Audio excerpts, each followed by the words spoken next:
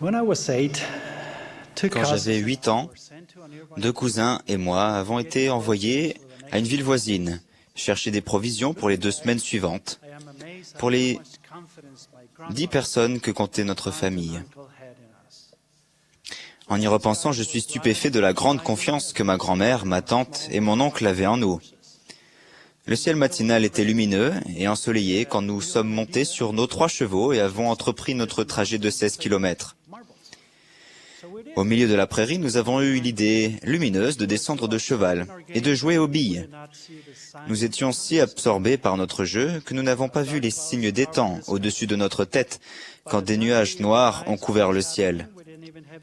Quand nous nous sommes rendus compte de ce qui se passait, nous n'avons même pas eu le temps de monter sur nos chevaux. La forte pluie et la grêle nous ont frappés si fort que tout ce à quoi nous avons pu penser a été de déceler les chevaux et de nous abriter sous les petits tapis de sel. Sans chevaux, mouillés et transis de froid, nous avons continué notre route, essayant maintenant d'avancer aussi vite que possible. En approchant de notre destination, nous avons vu que la large rue qui entrait dans la ville était inondée et ressemblait à une rivière se dirigeant vers nous. À présent, la seule chose qui restait à faire était de laisser tomber nos tapis et de grimper sur la clôture en fil de fer barbelé qui entourait la ville. La nuit était bien avancée quand, fatigués, courbattus et trempés, nous avons cherché un abri dans la première maison que nous avons vue à l'entrée de la ville. La bonne jeune famille nous a séchés, nourris de délicieux burritos aux haricots, puis nous a mis au lit dans une chambre. Nous avons bientôt découvert que le sol de la pièce était en terre battue et nous avons eu une autre idée lumineuse. Nous avons tracé un cercle sur le sol et nous avons continué notre partie de billes jusqu'à ce que nous nous écroulions de fatigue par terre. Étant enfants, nous ne pensions qu'à nous-mêmes. Nous n'avons jamais pensé à nos proches, à la maison, qui nous cherchaient désespérément. Si nous l'avions fait, nous n'aurions jamais tardé de façon aussi insouciante. Et si nous avions été plus sages, nous aurions regardé le ciel, remarqué que des nuages se formaient, et nous aurions accéléré notre allure pour devancer l'orage. Maintenant que j'ai un peu plus d'expérience, je me dis toujours, n'oublie pas de lever les yeux. Mon expérience avec mes cousins m'a appris à faire attention aux signes des temps. Nous vivons à l'époque tumultueuse et périlleuse que Paul a décrite. Les hommes seront égoïstes, rebelles à leurs parents, ingrats, irréligieux, calomniateurs, intempérants, aimant les plaisirs plus que Dieu. Parlant de cette époque, Elder Dallin H. Oaks a dit « Nous devons nous préparer matériellement et spirituellement, et la préparation que l'on néglige le plus est vraisemblablement la moins visible et la plus difficile, la préparation spirituelle. En d'autres termes, ne négligez pas de lever les yeux.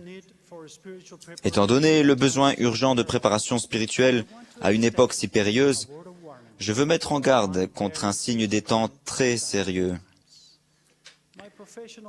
Ma vie professionnelle, m'ayant placé à l'avant-garde de la technologie, je reconnais sa valeur, particulièrement dans le domaine de la communication. Tant d'informations se trouvent maintenant à notre portée. Mais l'Internet est aussi rempli de beaucoup de choses ordurières et trompeuses. La technologie a augmenté notre liberté de parole, mais elle donne aussi à un blogueur non qualifié une fausse crédibilité basée sur le nombre de personnes qui le suivent. C'est la raison pour laquelle, plus que jamais, nous devons nous rappeler ce principe éternel. C'est à leurs fruits que vous les reconnaîtrez.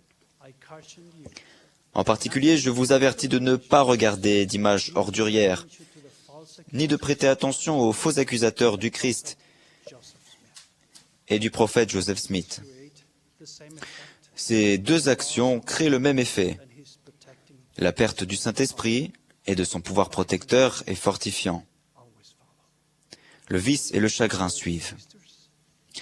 Mes chers frères et sœurs, si vous rencontrez un jour quelque chose qui vous amène à remettre en question votre témoignage de l'Évangile, je vous supplie de lever les yeux.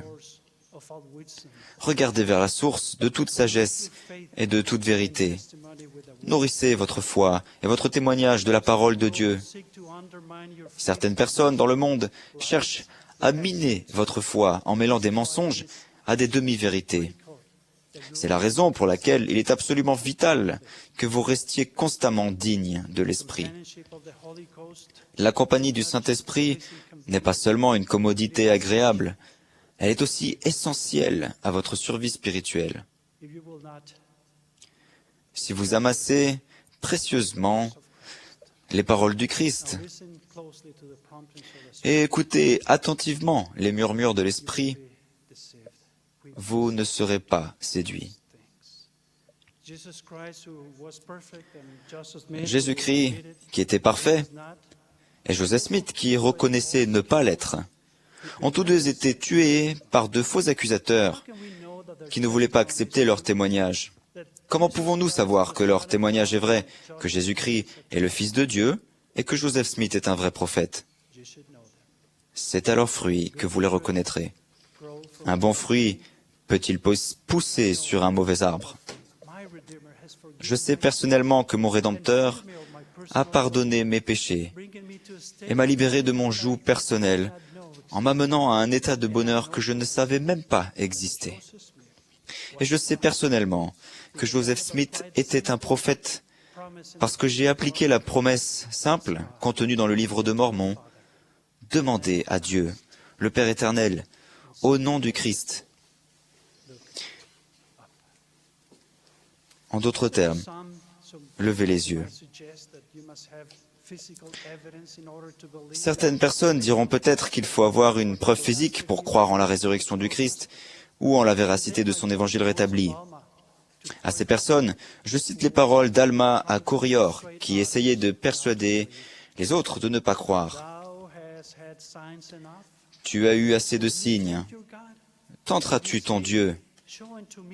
Diras-tu, montre-moi un signe, alors que tu as le témoignage de tous ceux-ci, qui sont tes frères, et aussi de tous les saints prophètes. Les Écritures sont placées devant toi. Vous et moi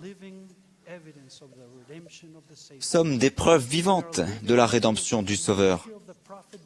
Nous sommes une preuve vivante du ministère de Joseph Smith le prophète et de la fidélité des premiers saints dont le témoignage est resté fort. L'Église de Jésus-Christ s'est maintenant répandue dans le monde entier et elle grandit comme jamais auparavant. Elle est acceptée, comme à l'époque du Christ, par des gens humbles qui n'ont pas besoin de voir et de toucher pour croire. Personne ne sait quand le Seigneur reviendra, mais nous vivons, à présent, à une époque périlleuse. Le moment est venu de lever les yeux vers la source de la vérité et de veiller à ce que notre témoignage soit fort, prêt pour les épreuves que nous devons certainement affronter. Pour revenir à mon récit, le lendemain matin, mes cousins et moi nous sommes réveillés alors que le soleil brillait dans un beau ciel. Un homme a frappé à la porte à la recherche de 3 garçons égarés. Il nous a mis à cheval et nous sommes rentrés en traversant la même prairie. Je n'oublierai jamais ce que nous avons vu sur le chemin du retour. Une multitude de gens qui nous avaient cherchés toute la nuit. Leurs tracteurs et leurs camions enlisés dans la boue. Ils avaient retrouvé une selle ici et un cheval là. Et quand ils nous ont vus rentrer à la maison, j'ai ressenti leur soulagement et leur amour. À l'entrée de la ville, nos cousins sont accourus nous accueillir, et devant eux tous se trouvait ma grand-mère aimante et mes oncles et tantes. Ils nous ont serrés dans leurs bras et ils ont pleuré, submergés par la joie d'avoir retrouvé leurs enfants perdus. Quel formidable rappel c'est pour moi que notre Père céleste aimant se soucie de nous. Il attend impatiemment notre retour à la maison. Des signes annonciateurs de tempêtes se forment tout autour de nous. Levons les yeux et préparons-nous. Un témoignage fort nous assure la sécurité. Chaque jour, chérissons et fortifions notre témoignage. Je sais que nous pouvons vivre ensemble en famille pour l'éternité, que notre Père céleste aimant nous attend, nous, ses enfants, les bras tendus. Je sais que Jésus-Christ, notre Sauveteur, vit. Comme pour Pierre, ce n'est ni la chair ni le sang qui me l'ont révélé, mais mon Père qui est dans les cieux. Au nom sacré de Jésus-Christ. Amen.